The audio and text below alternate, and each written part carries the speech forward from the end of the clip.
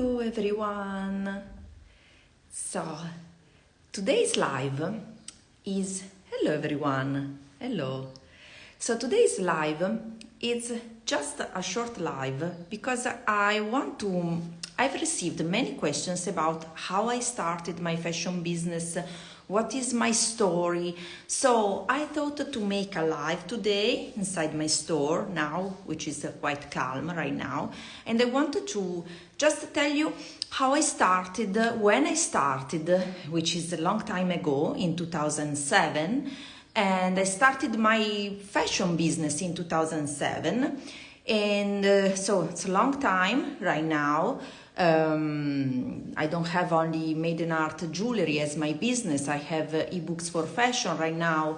I have also 2 bed and breakfasts in Italy under my company name Made in Art, but things were not easy at all at the beginning. So that's why I wanted to share my story, because I think that many of you can get inspired and maybe they feel also more relieved to know that other people had the same troubles or the same struggles as them.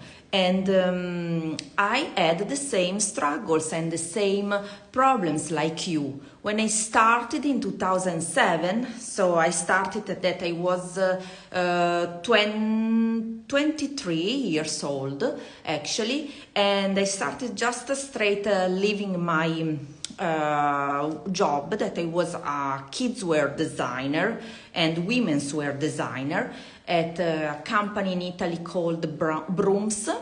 I was designing all the women's wear collections and the kids wear collections for little kids, little girls actually. And when I started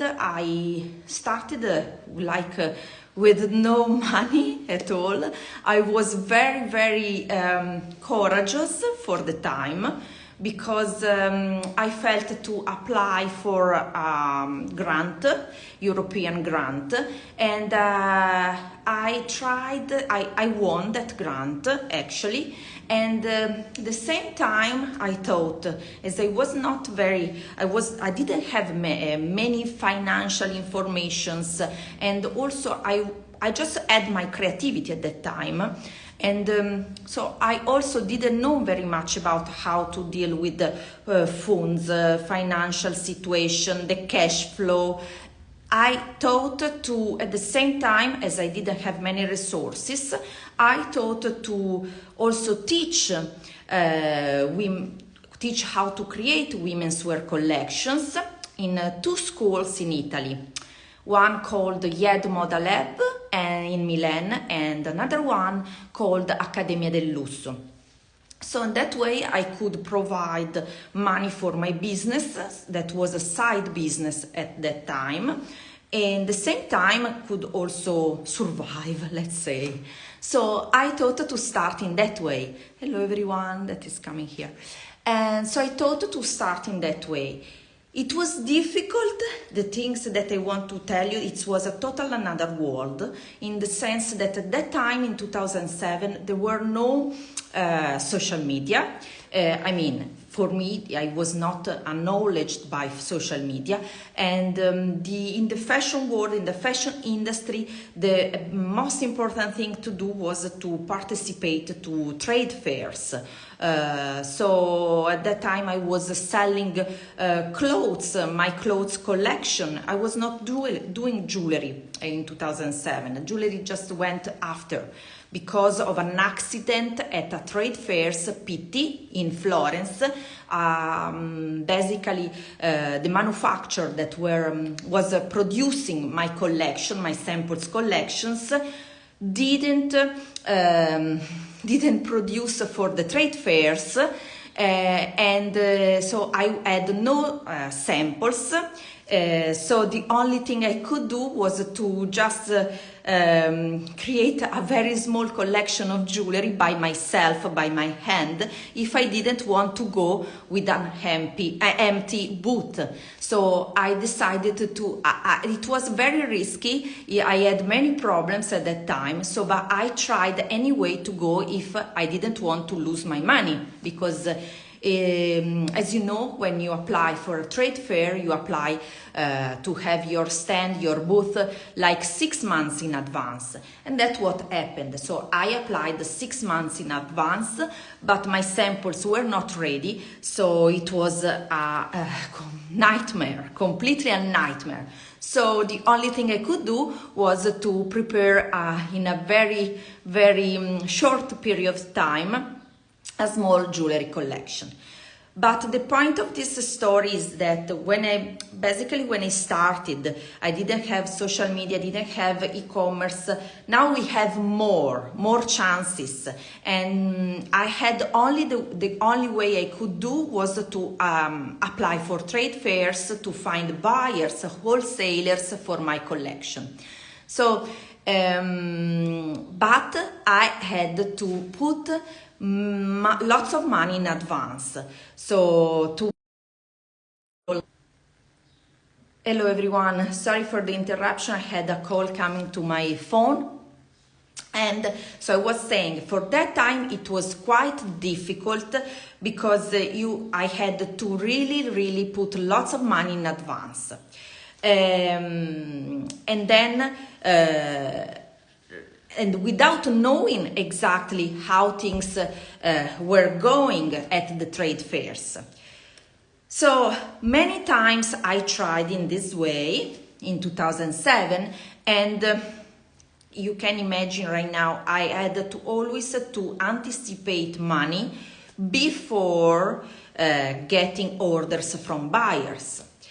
So I did that for 1 year, I think.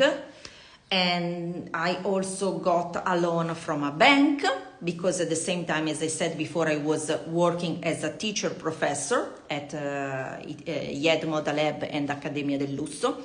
So with that loan, I could prepare samples to present at the trade fairs and also to book this booth at the trade fairs. So that time, at one point it was so hard because I spent all the money I had, and at that time I went in a very big debt of $50,000. So that was a very big crisis, crazy time. But from the negative side, I was able to turn to a positive side, and I started to think, maybe there's something wrong. Maybe there's something wrong because I was not receiving enough orders. I was not, receiving enough orders to pay all the bills, to being able also to book in advance for the next season, the trade fairs, because so I had also to book the staying, the hotels, and put lots of money on that. So I started to think that something was wrong. And I started to think that the most important thing that I should do at that time was to invest in myself. Why? Because I didn't have enough knowledge about marketing, but I came from a creative side. So I thought I had to think about marketing, I had to think about mindset, there's something wrong. And the thing that was completely wrong, that I was not targeting the right customers for my collections. I didn't have the idea, completely the right idea who was my dream customer, the person that could buy my fashion products. So I started to think and invest in myself. So how I was able to change the situation. After a break of I think 1 year after, I had to stop a little bit. So I kept working in the fashion school, of course, to pay the bills and to get my wage as well. And then I started to invest in myself. What I mean with investing in myself, I started to learn about how I can attract my dream customer, how I could attract actually my dream customer, how I could offer something that was irresistible for them and was solving some problems for them, giving them benefits, and also satisfying some needs. That's what I always tell to my students in my courses. You need really always to solve a problem, satisfy a need, and give benefits with your offer. That was the main point, but was not enough, because at one point I started to create I think it was 2008, I opened my first online shop. And Shopify was, I think, was the first year it was in the first or second year of business.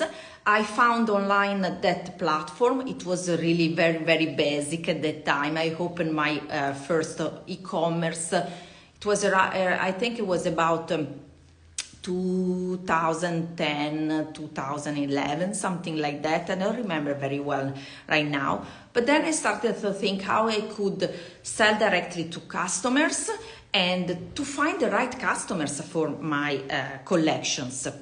So not only thinking how to attract them, but how I can solve some problems for them. So I started to create an offer with a customer always in mind. And that's the basic of changing. So changing the mindset from me that was different from before, but also was a different type of products that I started to create. Of course, I started to focus more on jewelry. Now I don't have only jewelry, now it's a more lifestyle brand. But in that time, year after year, I started to produce jewelry, handmade statement jewelry, and with a customer in mind.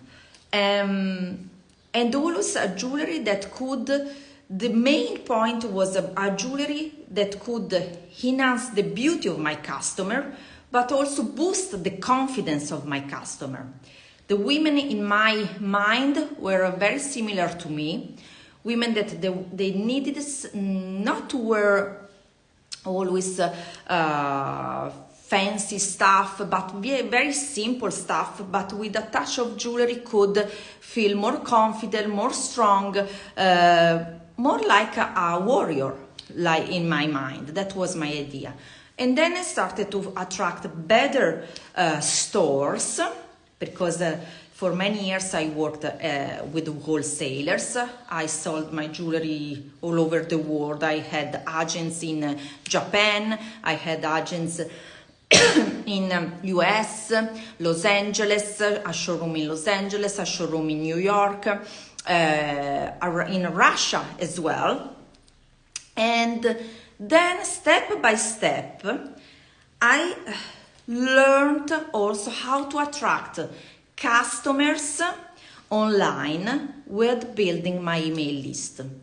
It seems now very simple saying like that, but I want to tell you something. Every single day you should build your email list, because your email list is the secret of your business.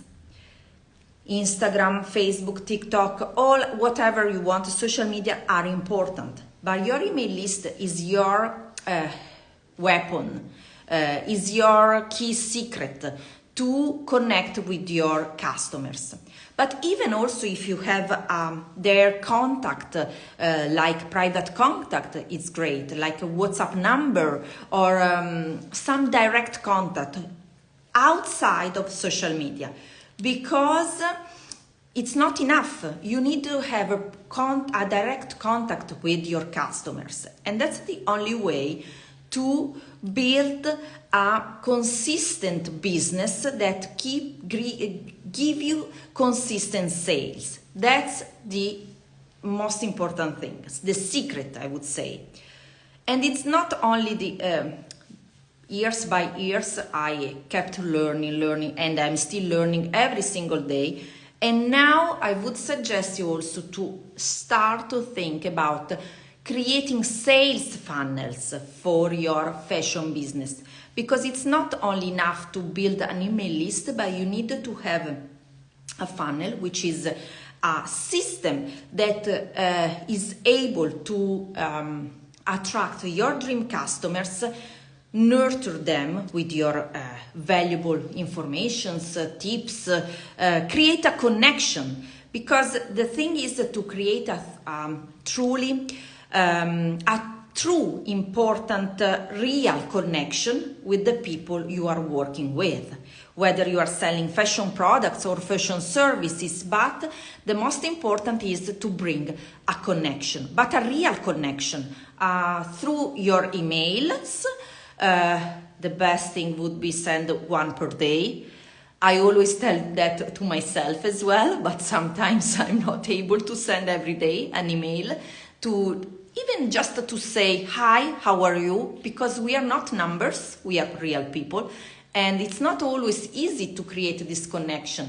But more we try, I am sure we can build a better connection with the people, with our customers or potential customers. That's my suggestion from the bottom of my heart. That's how I work, and even myself, I don't do in every time consistently. Sometimes I make the mistakes that I'm busy, I cannot write an email, and that's bad, because you really need to create a very strong connection with the people you love, the people you work with your customers or potential customers. And it's very hard, but it's important, because it's not enough only to be on social media. Social media is great. It's a great way to have a direct and short, quick communication with people. But it's not enough, because, you know, the algorithms change, the social media changes all the time, and the contact is not yours. So what you have to do is to work on that, and more than that, to create a sales funnel that can help you to stay connected with your potential customers. And what else? That's my best advice. And the best advice I can give you is to try to be consistent every single day. But it's not an advice only for you. It's advice for myself too, because I have to teach what I preach, to teach what I preach. I mean, to do something that is right. But, you know, sometimes it's difficult.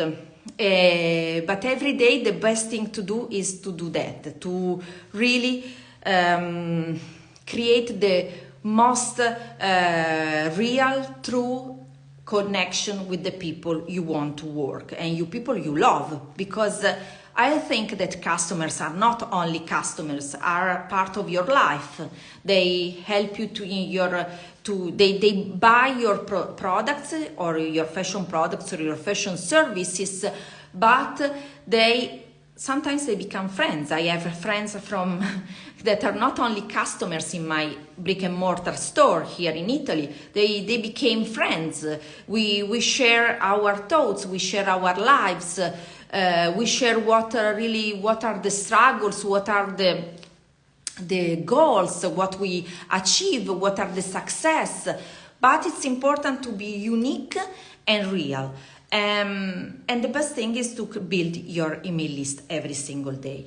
And it's not difficult. For example, if you work on Instagram, you can use this social media to attract your potential customers. There are many ways all the time, adding a call to action to your post. Like, for example, why don't you sign up for my free tips from the link in bio or in the reels you are creating? It's not important to have many followers, to have many views in reels. Honestly, I don't care. The thing I care is to connect with the people I find, for example, in Instagram, and help them with their challenges. And you should do the same with your fashion business. For example, if you are a fashion designer and you are showing your collections online, why don't you create some tips to feel better with that collection? Emotionally, I want to make a very, very personal and clear, practical example. Right now in my jewelry business, I'm developing my jewelry business not only from jewelry now, it's becoming a more lifestyle brand. And Made in Art is changing from only producing jewelry right now, but with adding clothes, adding ebooks, because I changed myself. And so my fashion business reflects what I'm doing. And I added also candles for meditation and mindfulness. It's more mindful fashion right now.